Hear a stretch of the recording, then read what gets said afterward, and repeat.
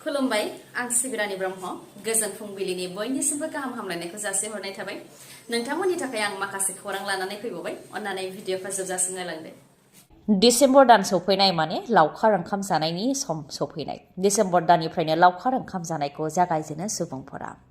थिग बेबायदिनो लावखार ओंखाम जानायाव जाहाथे जाब्रथायजों सुबुंफोरा जिउ खोमानो गोनां जाया आरो गोबां सोदोब होनानै दामनाय देनायनि थाखाय जाहाथे सुबुंफोरा आरो फरायसाफोरा जेबो जेंना मोननो गोनां जाया बेखौ नोजोर होनानै बजालि जिल्ला डिस्ट्रिक्ट मेजिस्ट्रेटआ एसअपि फोसावदों सेक्सन 163 BNSS फोसावदों बजालि जिल्लायाव सेक्सन 163 BNSS नि सिङाव जौ लोंनानै मटर साइकेल बा साखा खब्रै गारिखौ सालायनो मोननाय नङा बाइक मडिफाइ खालामनाय आरो स्टान्ट खालामनो मोननाय नङा हाइ भलिउम होनानै डीजे मिउजिक दामनाय बा बमा गावनायखौ हेंथा होदों पाब्लिक प्लेस लामा सामा बा लावखार ओंखाम जाग्रा थावनियावबो बेखौ खालामनो मोननाय नङा बेनि अनगायैबो लावखार ओंखाम जाग्रा थावनियाव बेलासे 4 रिंगा 30 मिनिटनि उनाव थानो मोननाय नङा बेफोर आयेनखौ मानियाबा गोख्रोङै राहा लानाय जागोन होननानैबो फोरमायथिदों बजालि जिल्ला डिस्ट्रिक्ट मेजिस्ट्रेटनिफ्राय सोरखारि बिथांखिखौ मोनिनि थाखाय बिजेपिनि सानै दैदेनगिरिखौ लांखारनानै गाग्लोबनाय जाथाय जादों आसामनि दिहिङाव जादों बे जाथाया बिजेपिनि युवा मर्चा नगाव जिल्लानि दैदेनगिरि अजित दास आरो नगाव जिल्ला माइनरिटि युवा मर्चानि भाइस प्रेसिडेन्ट ध्रुवज्योति हाजरिकाखौ लांखारनानै गाग्लोबदों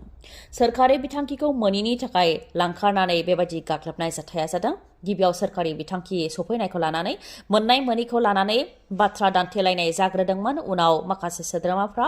बिजेपिनि सानै दैदेनगिरिफोरखौ लांखारदों बेनि उनाव गाग्लोबदों थाइलेन्डआव बेरायनो थांनानै सासे मुंदांखा एक्ट्रेसनि जिउ खहा गावनि बयनिख्रुइबो मोजांसिन मोननाय जायगायाव बेरायनो थांनायनि उनाव थैनायखौ बजबनानै लानो गोनां जाबाय रासियानि मुंदांखा एक्ट्रेस 22 बोसोर बैसोनि कमिला बेलियाटस्काया बिथाङा रंजानो थाखाय बिथाङा गावनि बयनिख्रुइबो मोजांसिन मोननाय जायगा थाइलेन्डआव फैदोंमोन फुंनि जागायजेननायखौ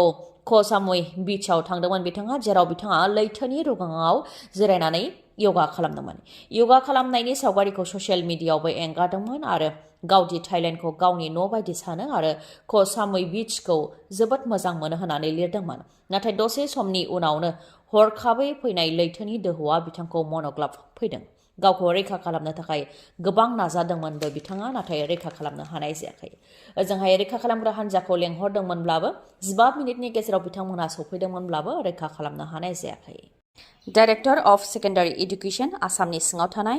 फोरोंगिरिनि 4669 पस्टखौ आबुं खालामनो थाखाय फोसावथाय होदों सेकेन्डारि एडुकेसनाव क्वालिटिखौ बांहोनो थाखाय 4669 पस्टनि थाखाय फोसावथाय होदों जायफोर गोसो गुदुं आरो गनायजाथाव बिथांमोना एप्लाइ खालामनो हागोन जायफोर फोरोंगिरिफ्रा सेकेन्डारि एडुकेसनाव एडिशनेल कन्ट्रेक्चुएल फोरोंगिरि महरै खामानि मावगासिनो दं बिथांमोनहा एप्लाइ खालामनो हागोन DSE आसामनि अफिसियेल वेबसाइट माध्यमिक.assam.gov.in आव थांनानै एप्लाइ खालामनो हागोन कन्डिशनफोरा जाहैबाय सेथियाव रेगुलार फोरोंगिरिफोरा बेसिक सेलारिजों लोगोसे एडमिसिबल एलावेन्स मोननो हागोन नैथियाव दङ पे प्रटेक्शन मोननाय नङा अदेबानि कन्ट्रेक्चुएलाव साख्रि मावनायाव गोबाव जाबायब्लाबो रेगुलार जानाय लोगो लोगोनो दान बान्थाखौ गुदिनिफ्राय मोनगोन थामथियाव दङ स्टेट NPS खौ मोनगोन OPS नि थाखाय दाबि खालामनो मोननाय नङा ब्रैथियाव दङ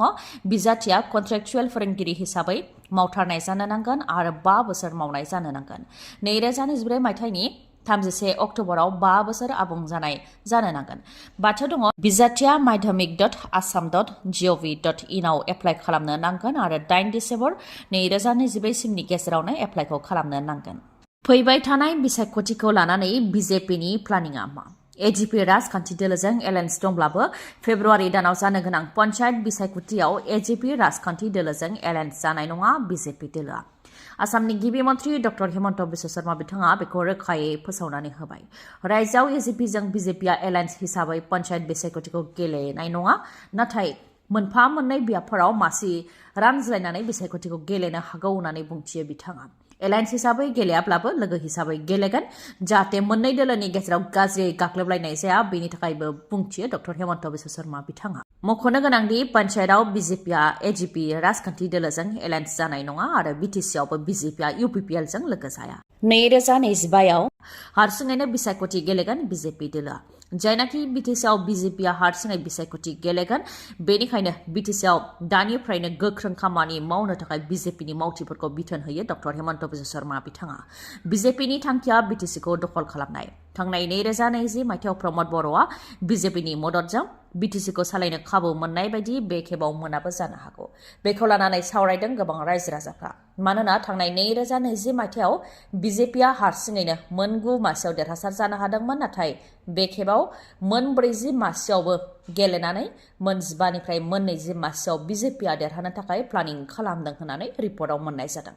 जेराव रिपर्टनि बायदिब्ला बिटिसिनि मोन 20 निफ्राय 25 मासियाव देरहानायनि आखाया अबराव भटारफोरनियाव दङ होननानै रिपर्टआव मोननाय जादों 2025 मायथाइनि उनाव 2026 मायथाइयाव बिटिसिनिफ्राय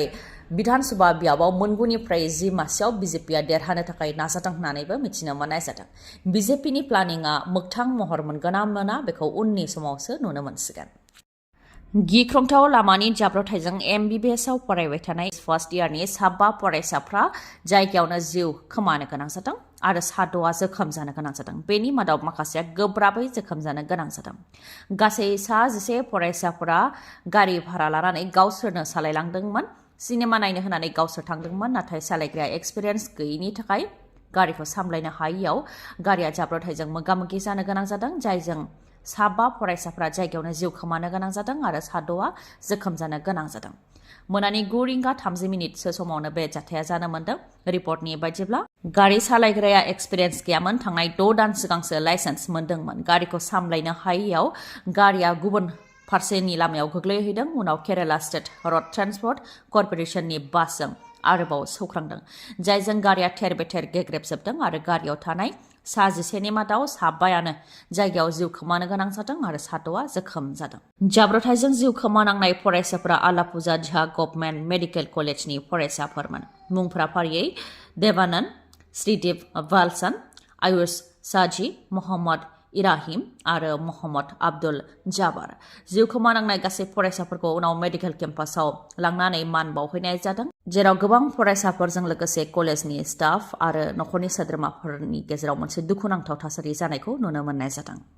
BSFआव साख्रि ओंखारदों स्पर्ट्स पार्सनफोरनि थाखाय साख्रि ओंखारदों BSFआव स्पर्ट्स खथायाव कनस्टेबल जेनेरेल डिउटी मेल आरो फिमेलनि थाखाय पस्ट ओंखारदों गासै पस्टआ 275 मेट्रिक पास जानाय जायोब्लानो बेखौ एप्लाइ खालामनो हागोन BSFनि अफिसियेल वेबसाइट rect.bsf.gov.in आव थांनानै एप्लाइ खालामनो नांगोन 30 डिसेम्बरसिमनि गेजेरावनो एप्लाइ खालामनो हागोन स्पर्ट्स पार्सन जेरै बोरला गावनाय खारनाय बारनाय शटपुट जेभलिन थ्र हेमार थ्र बैडमिंटन स्विमिं डाइभिं वाटार पल बास्केटबल बक्सिं साइक्लिं आरो गुबुन गुबुन इलिजिबल बिथांमोनहा बे साख्रिनि थाखाय एप्लाइ खालामनो हागोन 18 निफ्राय 23 बोसोर बैसोनि गेजेराव जानो नांगोन बैसोआ रेहाया रिक्रुटमेन्ट रुल हिसाबै थागोन जायफोर इन्टारनेशनेल अलिम्पिक एसोसिएशनजों गनायथि होजानाय जायखिजाया इन्टारनेशनेल स्पर्ट्सआव बाहागो लानाय बा मेडेल देरहासारनाय बिथांमोनहा एप्लाइ खालामनो हागोन नाथाय नेशनेल लेभेलनिया मेडेल देरहासारनाय जानो नांगोन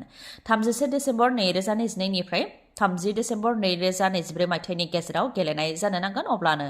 बे साख्रिनि थाखाय एप्लाइ खालामनो हागोन दिनैनि भिडिअआ एसेनोसै गाबोन आरो गोदान भिडिअजों लोगो मोनफिनबावगोन नोंथाङा दासिमबो आंनि चेनेलखौ साबस्क्राइब खालामाखैबा अन्नानै साबस्क्राइब खालामदो लोगोसे लाइक कमेन्ट आरो शेयार खालामनो दाबाव गोजोन्थों